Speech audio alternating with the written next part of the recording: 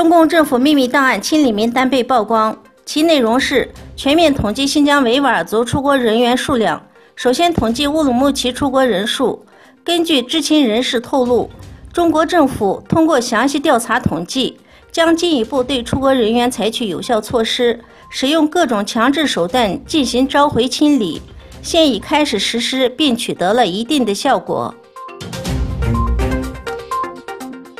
在中国，儿童已成为人贩子和黑社会谋取最大利益的目标。美国之音报道称，美国国务院6月28日发布的2018年度人口贩卖报告中，中国被列为人口贩卖情况最严重的国家，指中国并没有达到消除人口贩卖的最低标准，也没有做出任何显著努力来改变现状。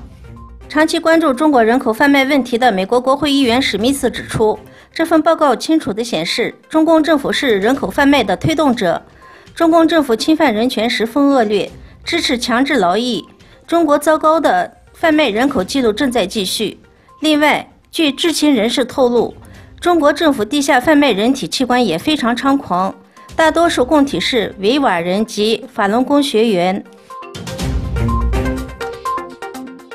中共政府在各地已开始广泛使用鹰眼应用程序，通过摄像监控系统进行记录并监视偏远地区及农村每个公民的言行、日常生活、社交活动等。中共政府为掩人耳目，将安装的摄像系统统称为 CCTV 接收器。伊朗德黑兰大学政治学和法学院教授博士库拉伊在谈到伊朗的最新发展时声称，如果伊朗不采取日益激烈的经济措施，很有可能像苏联一样被瓦解。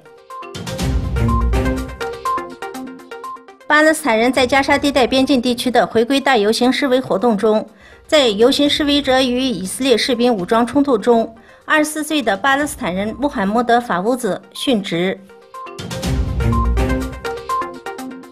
第一个被公认为世界公民的机器人是由香港的汉森机器人科技公司设计并制造，它采用人工智能和谷歌的语音识别技术，号称可以模拟超过62种面部表情。